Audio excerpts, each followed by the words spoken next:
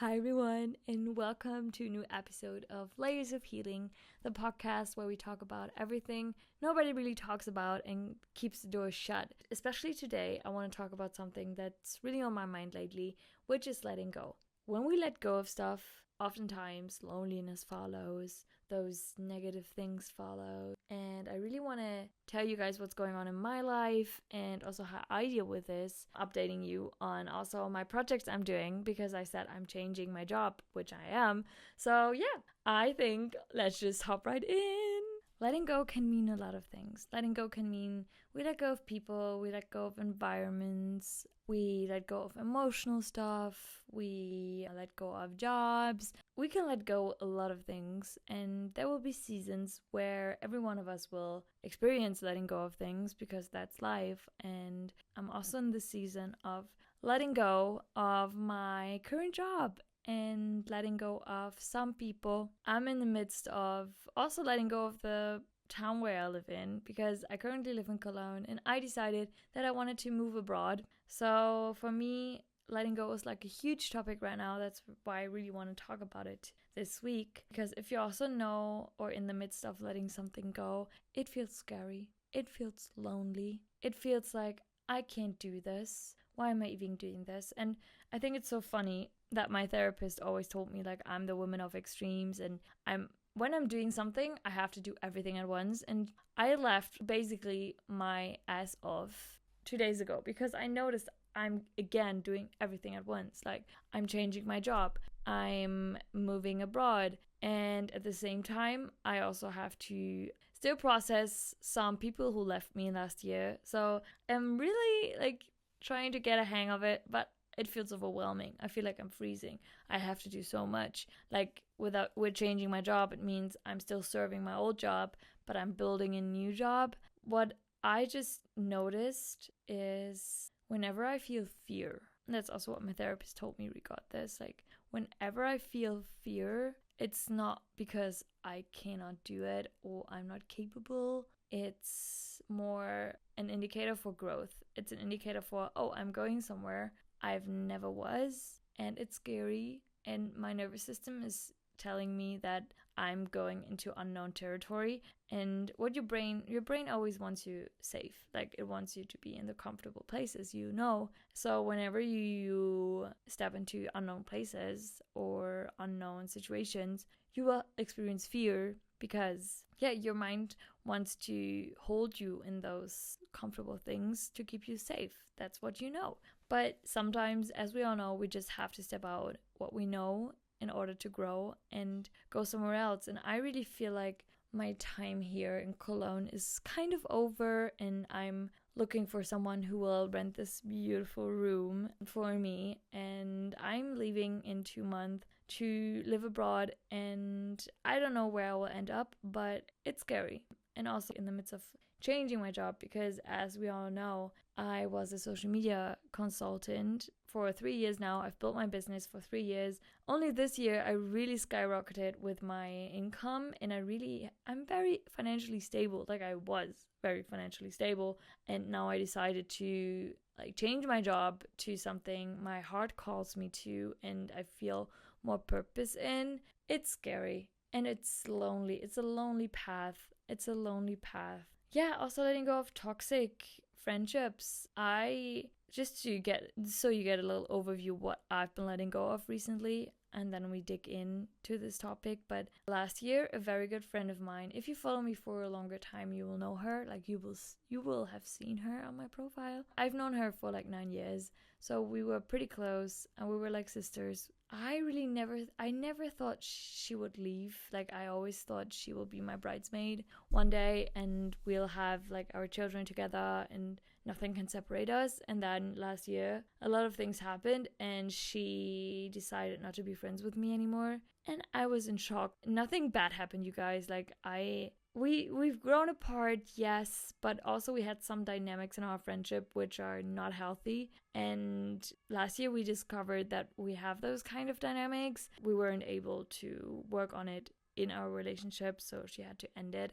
We were friends for a long time, and we've noticed last year that I tend to make myself small and sort myself under her. and she tended to be very dominant and put herself over me and felt like she's teaching me all the time and she's responsible for me. And she said that she thinks that she's further than me, whatever that means. I don't know. And when I stopped putting myself under her and I started to really be on eye level with her and not let myself just be there, that was the part when shit went down and we just grew apart. We both noticed that our dynamics are not at all healthy. Yeah, a lot of things went wrong, and I, to be honest, in the beginning, when everything was fresh, I always said, no, we just grew apart, like nothing's wrong, and yeah, it's just what normally happens, because I didn't want to hurt her.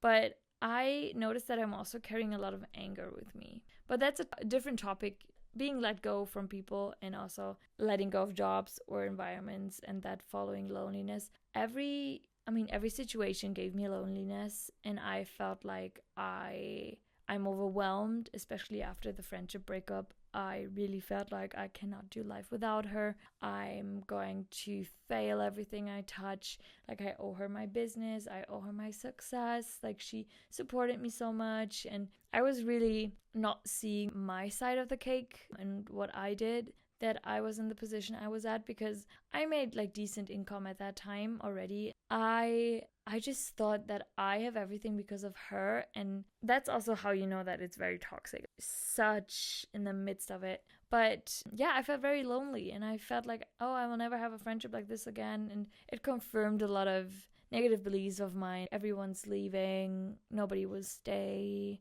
I'm unworthy. And I really had to deal with those things. I think it's also a blessing when people leave, or when you leave situations and you feel like these emotions. It's a blessing in disguise, because it makes you really work on yourself. And through this friendship breakup, I got so much closer with myself. Like, I really give me the credit for everything. And when I know that it's my credit because I worked hard, and I also noticed that I'm emotionally depending on her. I was not so much on my other friends, and my therapist also told me that we should all lay on different friends and not just on one. And I deepened my friendships with the others so much. Like, I love my friends with all my heart, like with all my heart. I could literally cry thinking about how much I love them. And I think this would never have happened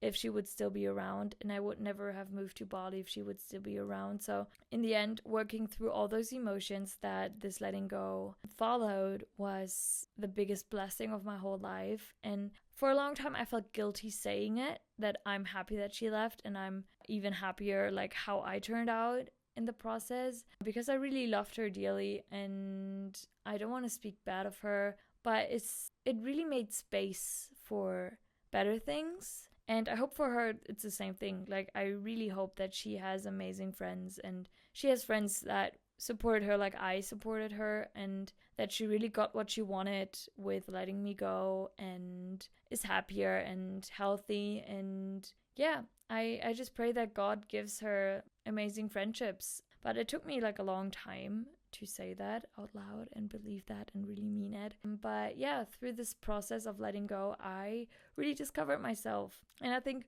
when we let go of things, it's always that way. Like, we let go of stuff, and we feel like when we let go of things, a part of us dies. For example, I let go of my company right now to end of this year, and I start something new, and I feel like I'm losing a part of myself, and I've worked so hard for it, and I should not let it go because it feels like I'm failing. At the same time, a friend of mine, I talked to her about this, and she just looked at me and she's like, maybe you're not losing something, but you're making space for the job you're actually supposed to do, and for something that will give you so much more abundance and peace and purpose. And why do we always view like letting go of things as a negative thing? Negative things follow because we love familiar stuff.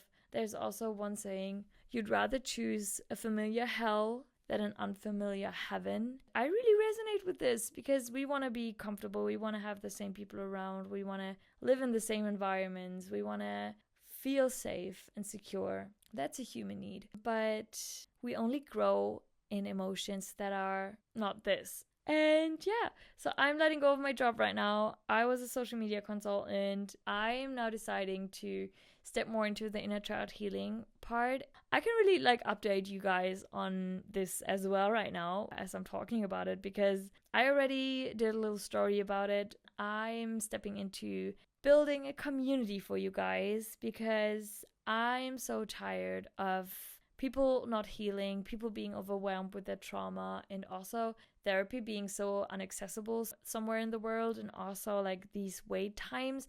I think if I would apply for another therapy, I have to wait for a year now to get a spot. And there are some cases who are very severe, and then waiting for a year is horrible. And then they're saying you can go into day clinics, but do I really want to go into day clinics? Maybe also going to therapy to seeing this first therapist was a huge step for me. And then really going to day clinics, then I would have admit to myself that I'm bad, and a lot of people, I've been there. So I really want to make therapy more accessible, and that's my main life goal. I am building this community right now. I'm launching in July for a little test group, 25 people for 30 euros a month, very, very cheap. I really want to have the first feedback and build this community with you guys. I'm now developing a workbook where I do or write down everything I did in my healing journey, also with my therapist. What kind of exercises, what kind of journaling questions, what kind of insights did I have? I do this workbook so you guys can do it at your own pace, and you can do it yourself, healing a little bit and work through it. And you get real-time feedback from AI, which I fed with all my knowledge and all my life.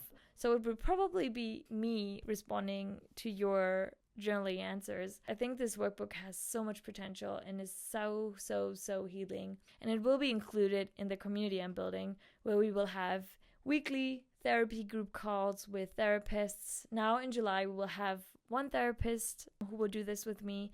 But to the big launch in August, which I'm planning, I will have 6 to 7 therapists to different topics, and you guys can just decide this week, to what topic do I really want to dig into. You can have your own little therapy groups. I would love for people to just connect and stay in their own groups the whole time, but if they want to see different therapists, we will have a chat where we can chat with each other. We will have a wall of insights from me. We will have calls with me where I work you through the workbook and I'm there for questions. We do visualization exercises together, and we just connect on a deeper level. And also what I really, really like about this is that everything can be anonymous. So you can sign up anonymous, so nobody has to know that it's what's your full name or where you're from. I feel really it's my calling, and I've been postponing it for a year now. Now I decided to change my job. At the same time, I decided to move to Bali, and it's I'm back in Cologne right now to get rid of everything, and it's just also seeing your feedback on what I'm building, and it's so nice. But I'm scared, but it's so part of the process. What I really want to say with this episode is just that you're trusting yourself and you start trusting those feelings. And even if you feel negative feelings like loneliness, you feel overwhelmed, you get panic attacks. Why am I even doing this? Am I capable of doing it? Yes. If you wouldn't be capable of doing it, you wouldn't have it on your heart. Also, when somebody leaves you and you get through a period of change through this, it's such a blessing. Inventing yourself new, it's such a blessing, and making space for people. Whatever you do, you make space. You make space in your life for amazing things to come around. And I bet my ass that this one person leaving you is the biggest blessing ever. You will see it, because what I also talked with a friend about, we were talking about when you're in the midst of change and you're in the midst of all your negative feelings and you're like, oh my God, I cannot do this, help. You feel overwhelmed and you're like, oh my God, my life is over. This person leaving me, my life is over. I cannot do this. What if I fail? My life is over. And then when we're a few months in and we look back, whoa, this was just a phase or a chapter of my life, but that didn't really define my life, and I am in a such better place. And I think also when you think of things you left and let go of, or you had to let go of, let's say, I bet that you feel so much better now and you're like, oh, that's why it has to happen. But it also comes with grieving. I'm not easily leaving Cologne. I'm grieving. Like, I'm sad about leaving Cologne because I really thought I would find my husband here and I would live here and get my kids here. And grieving this version I thought I would be is hard. Like, and it's also allowed. You're allowed to be sad. You don't just have to be excited and happy about changing something. It's also allowed to be sad and overwhelming, and you can cry, but that doesn't mean that you should stay wherever you are. The grief is normal,